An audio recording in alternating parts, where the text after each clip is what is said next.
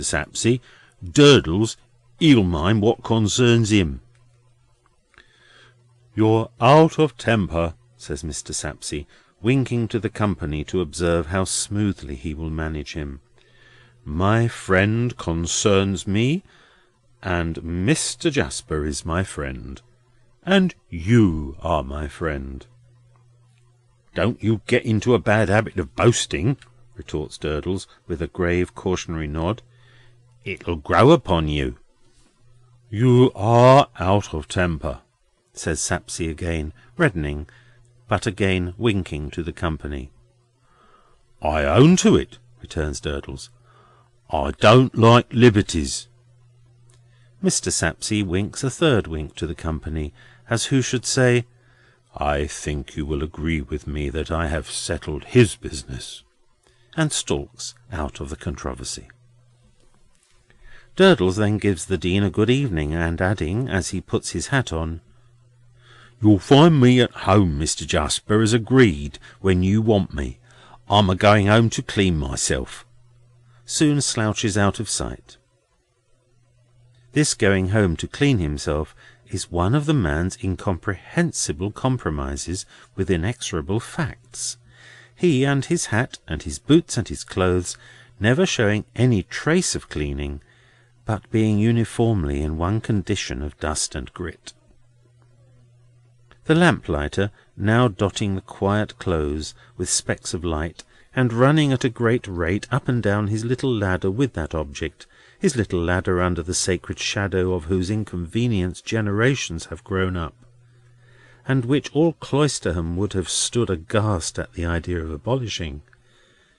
The Dean withdraws to his dinner, Mr. Tope to his tea, and Mr. Jasper to his piano. There, with no light but that of the fire, he sits chanting choir music in a low and beautiful voice for 2 or 3 hours, in short, until it has been for some time dark, and the moon is about to rise. Then he closes his piano softly changes his coat for a pea-jacket with a goodly wicker-cased bottle in its largest pocket, and putting on a low-crowned, flap-brimmed hat, goes softly out. Why does he move so softly tonight?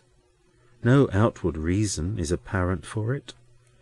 Can there be any sympathetic reason crouching darkly within him? Repairing to Durdles' unfinished house or hole in the city wall, and seeing a light within it, he softly picks his course among the gravestones, monuments, and stony lumber of the yard, already touched here and there sidewise by the rising moon. The 2 journeymen have left their 2 great saws sticking in their blocks of stone, and 2 skeleton journeymen, out of the dance of death, might be grinning in the shadow of their sheltering sentry-boxes, about to slash away at cutting out the gravestones of the next 2 people destined to die in Cloisterham. Likely enough, the 2 think little of that now, being alive and perhaps merry.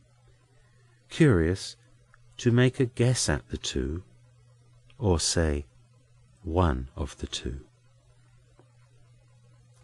"Ho! Durdles!"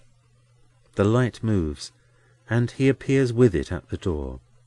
He would seem to have been cleaning himself with the aid of a bottle, jug, and tumbler, for no other cleansing instruments are visible in the bare brick room, with rafters overhead and no plastered ceiling, into which he shows his visitor.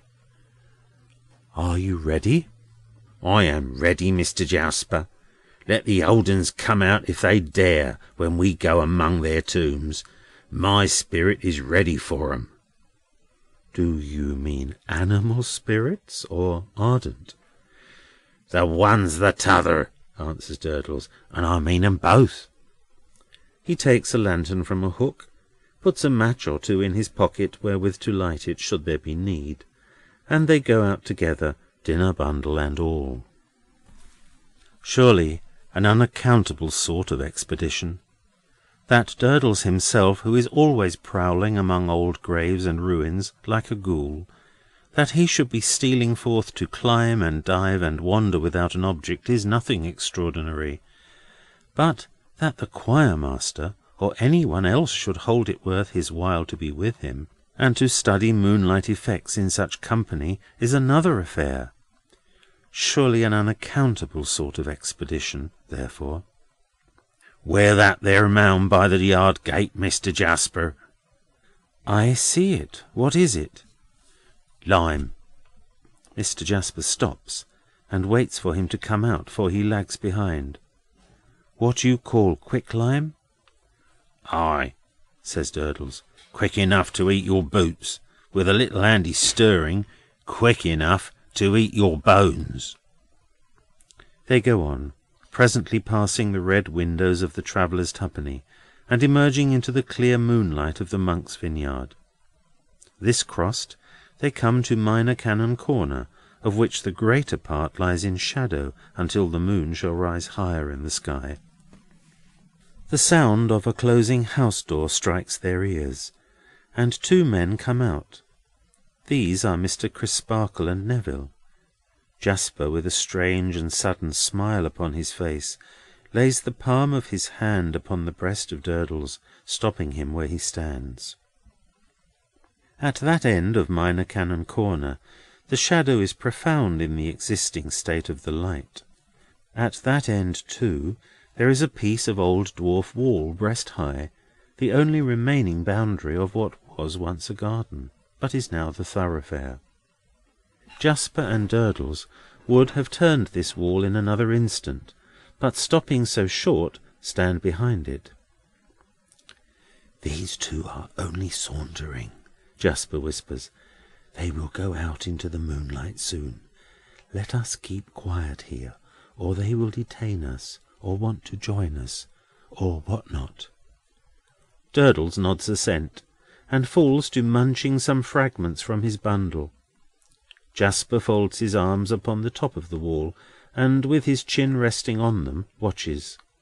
He takes no note whatever of the Minor Canon, but watches Neville, as though his eyes were at the trigger of a loaded rifle, and he had covered him, and were going to fire. A sense of destructive power is so expressed in his face that even Durdles pauses in his munching, and looks at him with an unmunched something in his cheek. Meanwhile, Mr. Crisparkle and Neville walk to and fro, quietly talking together. What they say cannot be heard consecutively, but Mr. Jasper has already distinguished his own name more than once. "This is the first day of the week," Mr. Crisparkle can be distinctly heard to observe as they turn back. "And the last day of this week is Christmas Eve. You may be certain of me, sir." The echoes were favourable at those points, but as the two approach, the sound of their talking becomes confused again. The word confidence, shattered by the echoes, but still capable of being pieced together, is uttered by Mr. Crisparkle. As they draw still nearer, this fragment of a reply is heard. "Not deserved yet, but shall be, sir." As they turn away again, Jasper again hears his own name in connection with the words from Mr. Crisparkle. "Remember that I said I answered for you confidently." Then the sound of their talk becomes confused again, they halting for a little while, and some earnest action on the part of Neville succeeding. When they move once more, Mr. Crisparkle is seen to look up at the sky and to point before him. They then slowly disappear, passing out into the moonlight at the opposite end of the corner. It is not until they are gone that Mr. Jasper moves, but then he turns to Durdles and bursts into a fit of laughter. Durdles, who still has that suspended something in his cheek, and who sees nothing to laugh at, stares at him until Mr. Jasper lays his face down on his arms to have his laugh out. Then Durdles bolts the something, as if desperately resigning himself to indigestion. Among those secluded nooks there is very little stir of movement after dark. There is little enough in the high tide of the day, but there is next to none at night. Besides that, the cheerfully frequented High Street lies nearly parallel to the spot, the old cathedral rising